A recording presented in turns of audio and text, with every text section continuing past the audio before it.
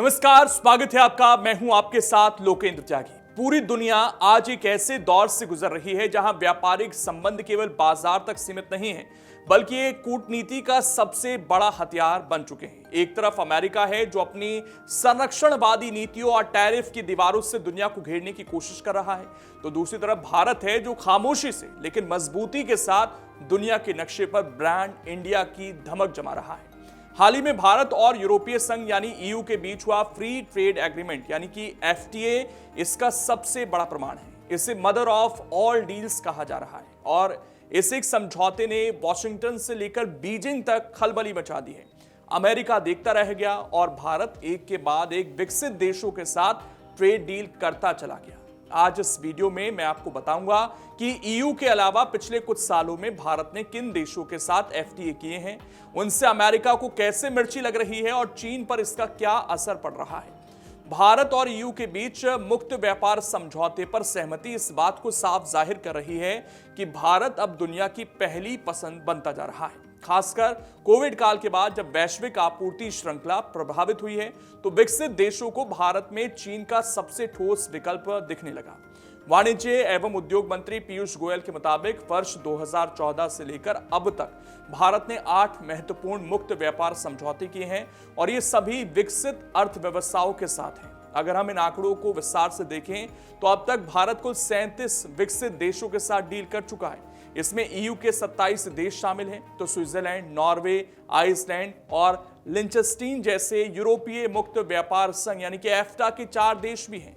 इसके अलावा Australia, UAE, Britain और न्यूजीलैंड जैसे देशों के साथ भी भारत के रिश्ते नई ऊंचाइयों पर हैं। भारत की बढ़ती पैठ सीधे तौर पर अमेरिका पर परोक्ष रूप से दबाव बना रही है। दरअसल अमेरिकी राष्ट्रपति डोनाल्ड ट्रंप जिस टैरिफ गेम के जरिए भारत को घेरने की कोशिश कर रहे थे, भारत की इस नई रणनीति ने उसे धुआं कर दिया है।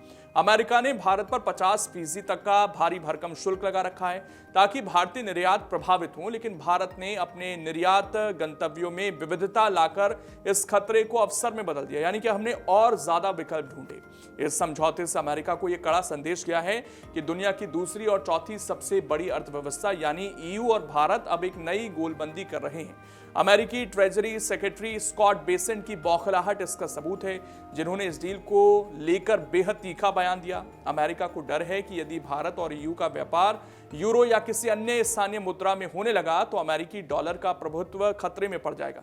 इसके अलावा ईयू के पास जहां अत्याधुनिक टेक्नोलॉजी है, वहीं भारत के पास कुशल युवा इंजीनियर्स और श्रमिकों की विशाल फौज तैयार है। ये तालमेल अमेरिका की तकनीकी दादागिरी को भी चुनौती दे सकता है। चीन के लिए भी यह समझौता किसी झटके से कम नहीं। चीन +1 की रणनीति के तहत अब दुनिया भर की कंपनियां अपनी निर्भरता चीन से हटाकर भारत पर केंद्रित कर रही हैं। ईयू के साथ व्यापार समझौता चीन के वैश्विक दबदबे की सीधी चुनौती है। भारत के पास सालाना 20 लाख से अधिक स्टेम यानी कि science, technology, engineering and maths graduate पैदा करने की एक क्षमता है, जो उसे दुनिया का सबसे चमकता सितारा बनाती है। हालांकि चीन को पूरी तरह पीछे छोड़ने के लिए हमें अपनी मैन्युफैक्चरिंग लागत कम करने और गुणवत्ता पर और काम करने की जरूरत है, लेकिन शुरुआत हो चुकी है। इस समझौते का असर भारतीय उपभोक्ताओं की जेब पर भी पड़ेगा। आने वाले समय में यूरोपीय कारें, मशीनरी, केमिकल और दवाइयां सस्ती हो सकती हैं। उदाहरण के लिए कारों पर टैरिफ घटकर 10% तक आ सकता है, जबकि जूस, प्रोसेस फूड और विमानन क्षेत्र से जुड़े सामानों पर शुल्क शून्य हो सकता है। व्यापार के साथ साथ रणनीतिक सुरक्षा, ग्रीन एनर्जी और स्किल डेवलपमेंट जैसे 12 अन्य महत्वपूर्ण मुद्दों पर भी सहमति बनी है। पीएम मोदी और ईयू अध्यक्ष उर्सुला ने साफ कर दिया कि जब व्यापार को हथियार की तरह इस्तेमाल किया जा रहा हो, तब भारत और यूरोप का साथ आना एक नए युग का शंखनाद है। विकसित देशों का भारत की ओर ये झुकाव साबित करता है कि आने वाला समय ब्रांड इंडिया का है। बाकी इस खबर पर आपकी क्या राय है, कमेंट कर जरूर बताएं। अगर आप ये वीडियो YouTube पर देख रहे हैं तो हमारे चैनल को सब्सक्राइब कर बेल आइकन दबाएं और Facebook पर देख रहे हैं तो हमारे पेज को लाइक करें।